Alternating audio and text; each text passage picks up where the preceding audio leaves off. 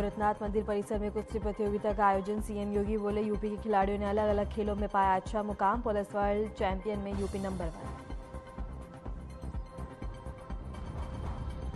Bernoulli गांव पहुंचे CM Yogi Adityanath. कार्यक्रम स्थल का सीएम ने किया निरीक्षण। सीएम योगी ने अधिकारियों संग की समीक्षा। पीएम मोदी का वाराणसी दौरा होगा ऐतिहासिक। सीएम योगी ने की समीक्षा बैठक। विधानसभा मंडल जनप्रतिनिधि संघ संवाद। सीएम योगी ने सुनी विकास योजनाओं की स्थिति। सीएम ने अफसरों को दिए सख्त निर्देश।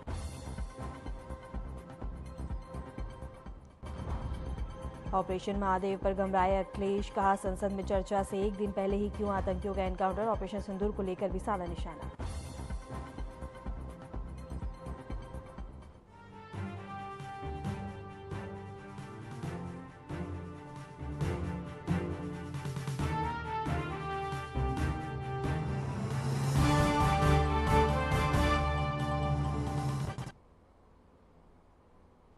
नमस्कार, आपका बहुत बहुत स्वागत है। मैं हूं आपके साथ वर्षा शर्मा। रुक करेंगे उत्तर प्रदेश की खबरों की ओर। गोरखनाथ मंदिर परिसर में कुश्ती प्रतियोगिता का आयोजन किया गया, जहां कुश्ती प्रतियोगिता में शामिल हुए सीएम योगी आदित्यनाथ। इसके साथ ही यूपी के खिलाड़ियों ने अलग अलग खेलों में अच्छा स्थान बनाया है। खिलाड़ियों का हमने सम्मान किया है, सीएम योगी आदित्यनाथ ने बयान दिया। इसके साथ ही सुविधाओं का लगातार विकास हो रहा है। पुलिस वर्ल्ड चैंपियनशिप में यूपी नंबर 1 बना है।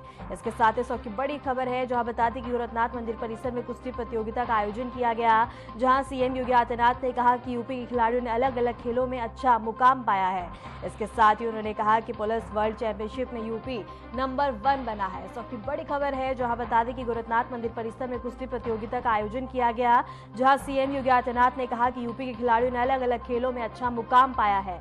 इसके साथ ही यूपी वर्ल्ड चैंपियनशिप में बता दें कि यूपी नंबर 1 पर है। सबकी बड़ी खबर है, जहां बता दें कि गोरखनाथ मंदिर परिसर में कुश्ती प्रतियोगिता का आयोजन किया गया, जहां सीएम योगी आदित्यनाथ ने कहा कि यूपी के खिलाड़ियों ने अलग अलग खेलों में अच्छा मुकाम पाया है।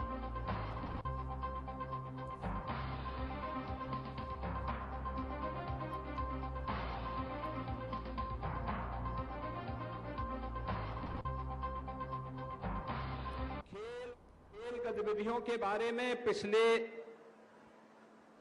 11 वर्ष के अंदर देश के अंदर भारी परिवर्तन देखने को मिला है।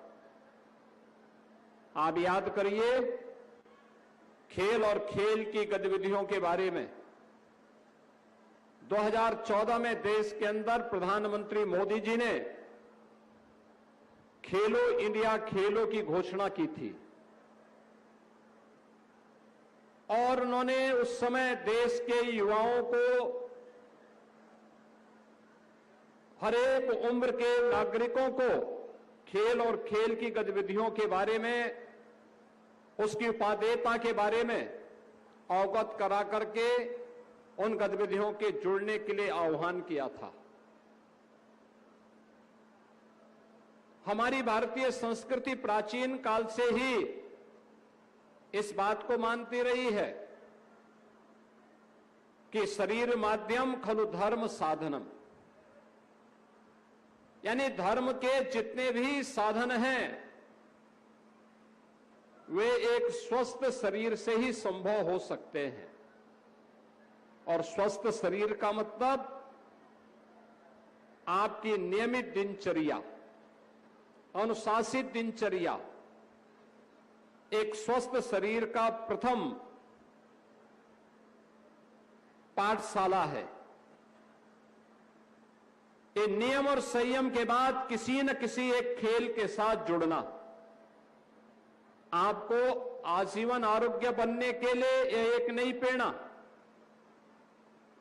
और इसीलिए आप देखते होंगे खिलाड़ी जो नियमित प्रैक्टिस करते हैं वे उतने ही अनुशासित भी रहते हैं, उतना ही संयमित और नियमित रूप से उनकी दिनचर्या होती है। आलस्य को वे अपने जीवन में पटकने भी नहीं देते हैं। परिणाम क्या होता है? उनकी आरोग्यता उनके लिए हमेशा उपयोगी बनी रहती है। और जब वह प्रोफेशनल तरीके से उस खेल की गतिविधियों के साथ जुड़ते हैं तो न केवल अपने और अपने परिवार का बल्कि समाज का, प्रदेश का, देश का नाम दुनिया के सामने आगे बढ़ाने में भी अपना योगदान देते हैं। हमारे खिलाड़ियों ने पिछले 11 वर्ष में ओलंपिक में, कॉमनवेल्थ गेम्स में, एशियाड में, इंटरनेशनल वर्ल्ड चैंपियनशिप की प्रतियोगिताओं में, या उत्तर प्रदेश के खिलाड़ियों ने नेशनल गेम्स में भी अलग अलग खेलों में अच्छा स्थान बनाया है।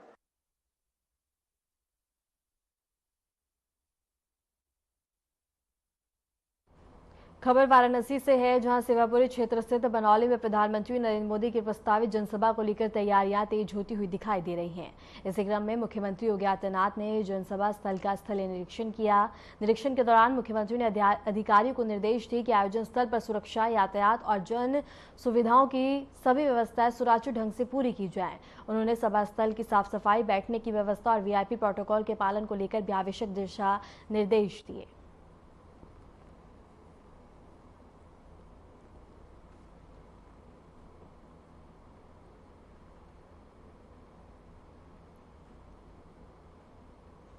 पीलीभीत से बड़ी प्रशासनिक कार्रवाई सामने आई है, जहां जिला पंचायत के निर्माण कार्यों में भ्रष्टाचार की शिकायतों पर कार्रवाई करते हुए योगी सरकार ने 3 अधिकारियों को निलंबित कर दिया है।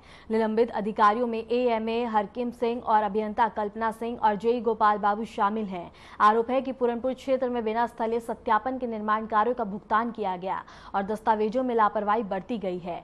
जांच में दोषी पाए जाने के बाद तीनों अधिकारियों को तत्काल प्रभाव से निलंबित कर दिया गया। आपको बता दें कि पूरे मामले की शिकायत जिला पंचायत अध्यक्ष ने राज्यपाल से की थी, जिसके बाद जांच के निर्देश दिए गए और शिकायत सही पाए जाने पर कार्रवाई की गई है।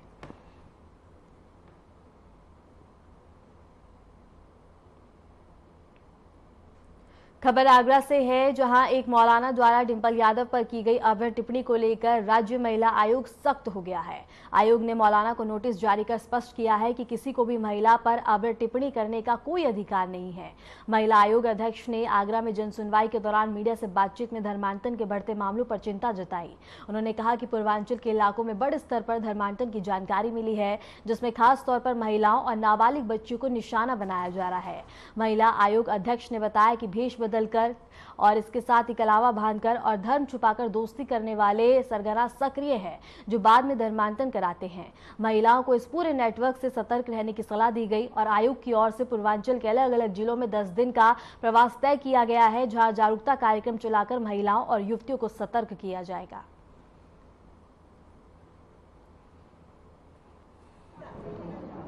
पहले तो मैं उन मौलाना के शब्दों की घोर निंदा करती हूँ कि जो उन्होंने इतने अपशब्द बोले हैं कि जिनको सार्वजनिक रूप से मुंह से निकालना भी एक बहुत भद्दी बातें लगती हैं। और रहा सवाल डिंपल जी का, तो डिंपल हमारी माननीय सांसद हैं।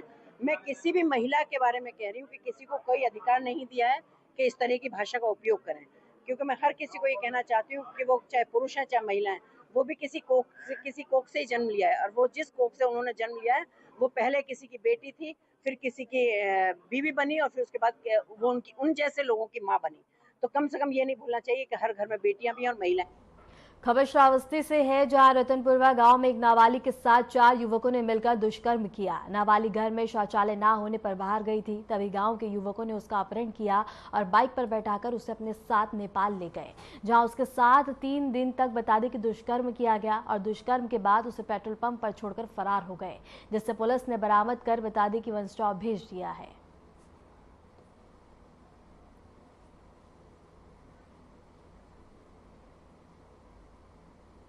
प्रकरण में थाना मल्लीपुर में अपराध संख्या 239/25 पंजीकृत है, जिसमें लड़की के वापस आने पर लड़की का बयान पुलिस द्वारा, उसके बाद माननीय न्यायालय के समक्ष और चिकित्सा परीक्षण कराया गया है।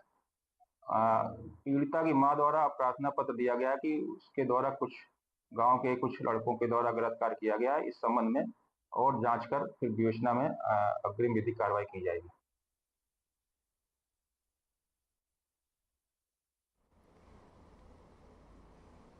खबर आगरा से है, जहां धर्मांतरण के मामले में गिरफ्तार 10 आरोपियों को पुलिस ने रिमांड अवधि पर होने के बाद आज कड़ी सुरक्षा के बीच कोर्ट में पेश किया है।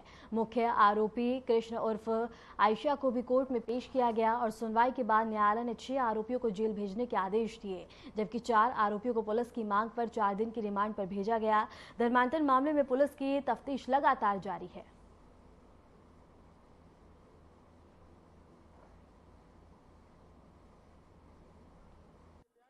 आज जो धर्मांतरण मामले में पुलिस द्वारा जो 10 दिन का पीसीआर लिया गया था, उस मामले में आज जब 10 दिन की समय अवधि पूरी हो गई तो आज माननीय न्यायालय में 10 अभियुक्तों को पेश किया गया, जिसमें से आज माननीय न्यायालय में अभियुक्त का नाम है आयशा और शेखर राय उर्फ हसन अली, रहमान कुरैशी और मोहम्मद अली।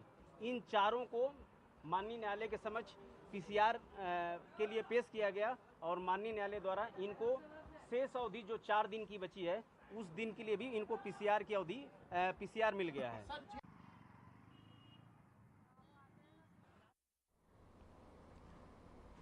खबर बलरामपुर से है, जहां एक बार फिर दुष्कर्म की घटना सामने आई है। कोतवाली देहात क्षेत्र में नाबालिग के साथ दुष्कर्म किया गया। एक दिन अचानक से लड़की के पेट में दर्द हुआ, जिसके बाद उसे अस्पताल ले जाया गया, जहां उसने एक बच्ची को जन्म दिया। पूछताछ के बाद भी युवती ने किसी का नाम नहीं लिया। इस मामले में पुलिस ने जांच शुरू कर दी है और जांच में पता चला है कि आरोपी पीड़िता का रिश्तेदार है। उसने लड़की को बहला फुसला कर कई बार शारीरिक संबंध बनाए और पुलिस ने आरोपी को गिरफ्तार कर लिया है।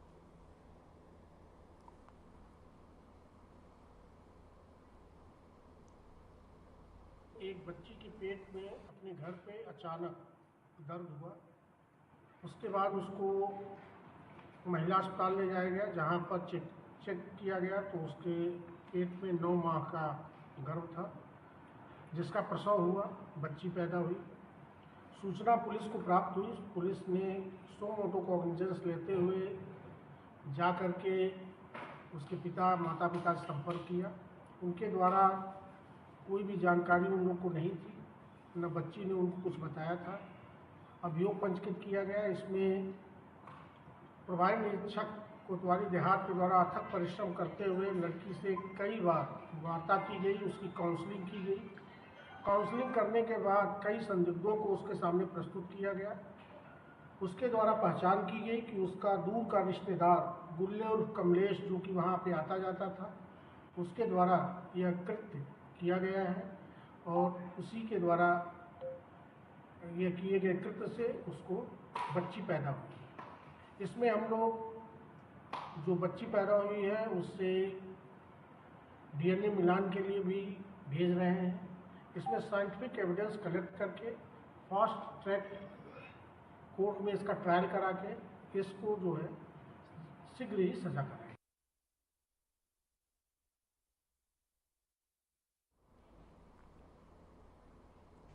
फिलहाल रुकते हैं एक छोटे से ब्रेक के लिए, बने रहे हमारे साथ।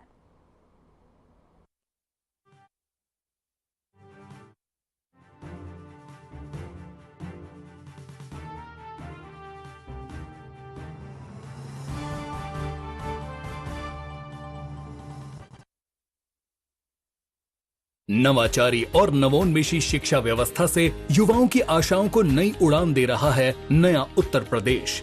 ग्रामीण परिवेश हो या फिर नगरीय क्षेत्र, गुणवत्ता युक्त शिक्षा बनी है नए उत्तर प्रदेश की पहचान।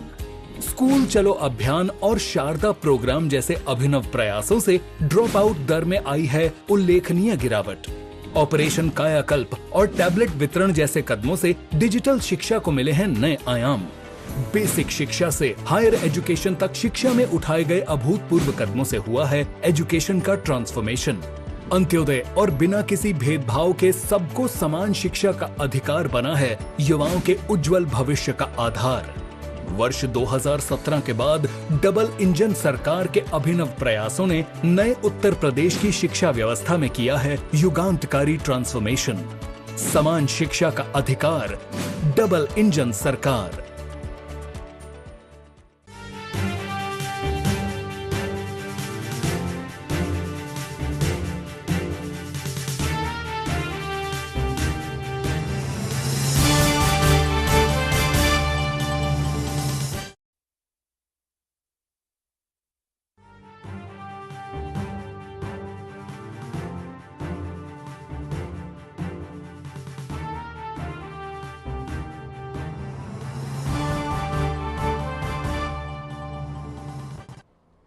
ब्रेक के बाद स्वागत है। खबरों में आगे बढ़ते हैं। खबर सहारनपुर से है, जहां जिले की थाना नगर कोतवाली पुलिस को एक बड़ी सफलता हाथ लगी है। पुलिस ने सड़क पर जा रही एक महिला से छपटमारी करने वाले 2 बदमाशों को गिरफ्तार कर लिया। गिरफ्तार किए गए अभियुक्तों के पास से महिला का छीना गया मोबाइल फोन, 2 पायल और इसके साथ ही लेडीज पर्स और बैंक पासबुक और घटना में प्रयुक्त एक मोटरसाइकिल बरामद की गई है। इस पूरे मामले का खुलासा एसपी सिटी ने किया है और इसके साथ ही उन्होंने बताया कि पुलिस ने महिला की शिकायत पर कार्रवाई के तहत और इसके साथ ही महज 72 घंटे के भीतर आरोपी को दबोच लिया है।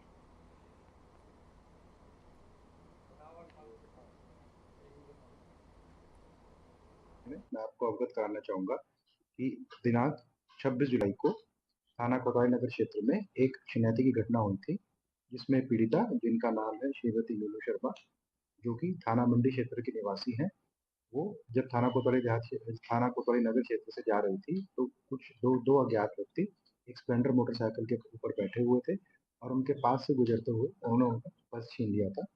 और इस घटना की सूचना जैसे ही कोतवाली नगर पुलिस को मिली, उन्होंने तुरंत सुसंगत धाराओं में इसमें जो है अभियोग पंजीकृत किया गया। इसके लिए श्रीमान वरिष्ठ पुलिस अधीक्षक महोदय जनपद सहारनपुर के निर्देशानुसार टीम गठित की गई एवं उन अभियुक्तों की खोजबीन चालू कर दी गई। उत्तर प्रदेश के रायबरेली से शिक्षा व्यवस्था को शर्मसार कर देने वाला एक मामला सामने आया है, जहां एक शिक्षक ने फर्जी प्रमाण पत्र के दम पर न सिर्फ सरकारी नौकरी हासिल की, बल्कि पूरे 78 लाख रुपए से ज्यादा वेतन भी हड़प लिया। डलमर ब्लॉक के प्राथमिक विद्यालय में गणित के सहायक अध्यापक के पद पर तैनात रहे दीनानाथ वर्मा को फर्जीवाड़ा साबित होने के बाद बता दें कि पूरा खुलासा किया गया है और इसके साथ ही बर्खास्ती के आदेश जारी किए गए। साथ ही आरोपी शिक्षक पर एफआईआर दर्ज करने और पूरी सैलरी रिकवरी के भी निर्देश दिए गए हैं।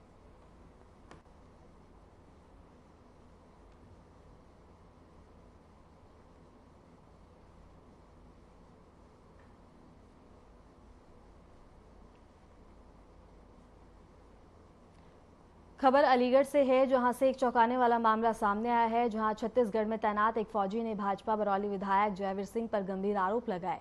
फौजी का आरोप है कि विधायक और उनके सहयोगी उसकी पुश्तैनी जमीन पर कब्जा करना चाहते हैं और विरोध करने पर परिवार को झूठे मुकदमे में फंसाने की धमकी दी जा रही है। फौजी का यह वीडियो सोशल मीडिया पर वायरल हो रहा है, जिसमें उसने अपने परिवार की जान को खतरा बताया। पूरा मामला जवा थाना क्षेत्र के गाँव का है और पीड़ित का कहना है कि कई बार एसएसपी और प्रशासन से शिकायत की, लेकिन अभी तक जमीन कब्जा मुक्त नहीं हो सकी है। अब फौजी ने न्याय की गुहार लगाई है। शैलेंद्र कुमार शर्मा है, मैं छत्तीसगढ़ में पोस्टेड हूँ। मैंने 535 वर्ग गज का प्लॉट लिया था छेरस सुड़ियाल पर, जिस पर कब्जा कर लिया है भाजपा विधायक बरौली विधानसभा ठाकुर जयवीर सिंह व उनके साथी जो कि पेशेवर भूमाफिया हैं छत्रपाल सिंह, अशोक चौहान, सत्यप्रकाश सिंह, नेपाल व करुआ। आए दिन मेरे पिताजी को जान से मारने की धमकी देते हैं। वह करुआ की पत्नी है, बलात्कार का केस लगाने की धमकी देती है, जिसकी सूचना मैंने एसएसपी सर व जमा थाने में दे रखी है। और ठाकुर जयवीर सिंह ने कल परसों अपनी दीवार जेबीसी से दीवार तोड़वा ली है और मेरा किसी भी कोई पॉलिटिकल पार्टी से कोई लेना देना नहीं है। ये आए दिन कोई न कोई झांसा या मनसा बनाकर मेरे घर वालों के साथ घात लगाकर हमला। मैनपुरी के बेवर थाना क्षेत्र से सामने आया है जीएसटी चोरी का मामला, जहां क्रिमिनल इंटेलिजेंस विंग ने बता दी कि पान मसाले से भरा ट्रक पकड़ा। बिना जीएसटी कागजों के बता दी कि सप्लाई हो रही थी और ट्रक को नवीगंज चौकी पर खड़ा कराया गया। अफसरों की मिलीभगत से लाखों की चोरी का अंदेशा है और इसके साथ ही अधिकारी मामले पर चुप्पी साधे हुए हैं। सूत्रों के मुताबिक यह पूरा मामला जीएसटी अधिकारियों की मिलीभगत से जुड़ा बताया जा रहा है, जो सरकार को लाखों रुपए का चूना लगा रहे हैं। हैरान की बात यह है कि इतने बड़े खुलासे के बावजूद कोई भी अधिकारी इस पर कुछ भी बोलने को तैयार नहीं है।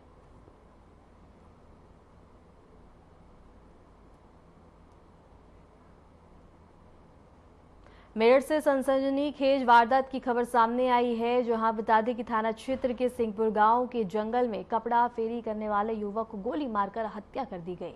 मृतक अनुज प्रजापति को हमलावरों ने पहले आवाज देकर रोका, फिर बाइक पर बैठे बैठे ही उस पर फायरिंग कर दी। पहली गोली सीने में और दूसरी गोली सिर में मारी गई, जिसमें बता दें कि उसकी मौके पर ही दर्दनाक मौत हो गई। वारदात की सूचना मिलते ही पुलिस और एसपी क्राइम अविनेश कुमार भी मौके पर पहुंचे और शव को कब्जे में लेकर पोस्टमार्टम के लिए भेज दिया। पुलिस के मुताबिक हत्या लूट के इरादे से नहीं, बल्कि पुरानी रंजिश के चलते की गई है। परिजनों से तहरीर मिलने के बाद अब केस दर्ज कर लिया गया और आगे की कार्रवाई की जा रही है।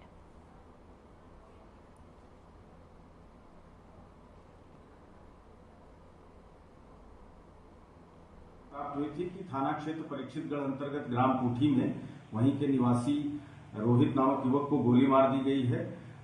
घायल को तत्काल अस्पताल ले जाया गया, जहां डॉक्टरों ने उसे मृत घोषित कर दिया।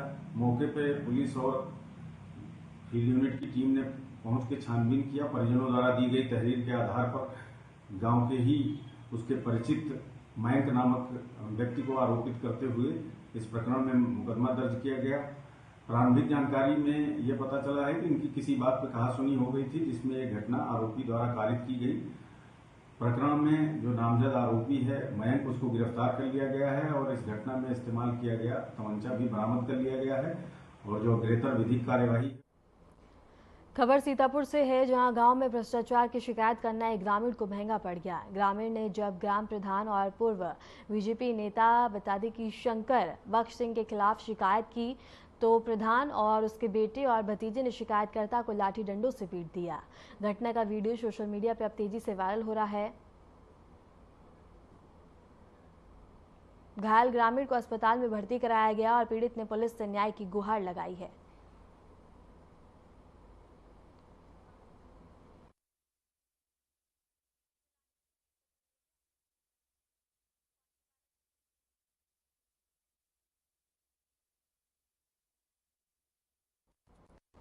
मिर्जापुर से बड़ी कार्रवाई की खबर सामने आई है, जहां अंतर्राज्यीय गांजा तस्कर गिरोह के 4 सदस्यों को पुलिस ने गिरफ्तार किया है। पटरी थाना सर्विलांस और एसओजी की संयुक्त टीम ने हाईवे किनारे स्थित एक मकान में छापा मारकर यह सफलता हासिल की है।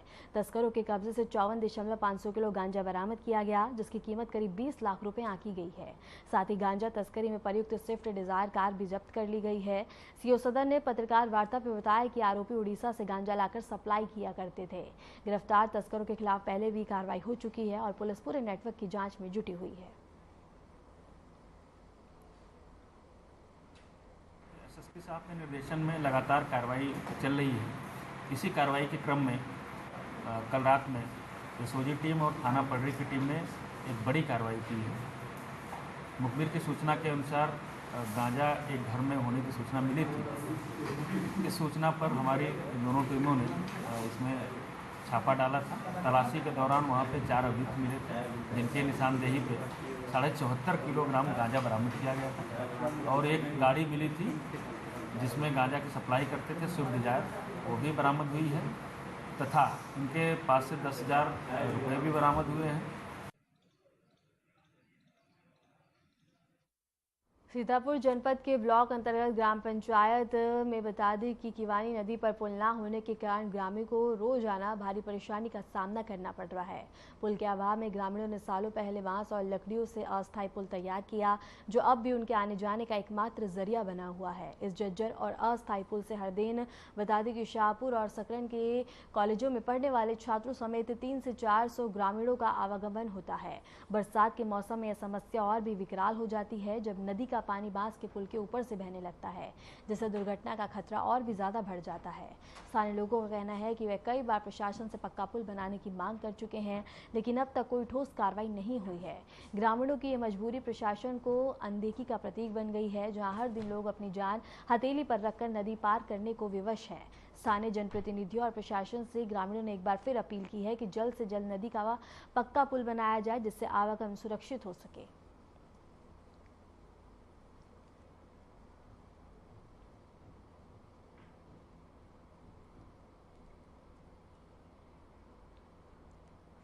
नाग पंचमी पर देश भर में श्रद्धा का सैलाब अयोध्या से प्रयागराज और बदायूं तक देखने को मिल रहा है। नाग पंचमी के पावन अवसर पर बता दें कि शेषावतार श्री लक्ष्मण मंदिर में श्रद्धालुओं ने पूजा अर्चना की और भक्तों ने पारंपरिक रीति रिवाज से बता दें कि दूध, फूल और गंगा जल अर्पित कर नाग देवता का पूजन किया।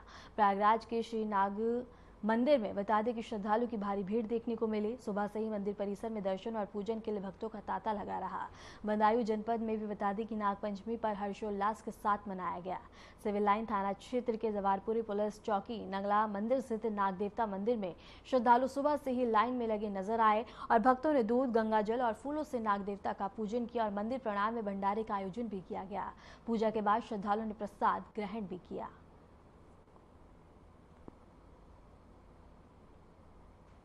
फिलहाल के लिए उत्तर प्रदेश की खबरों में इतना ही। नमस्कार।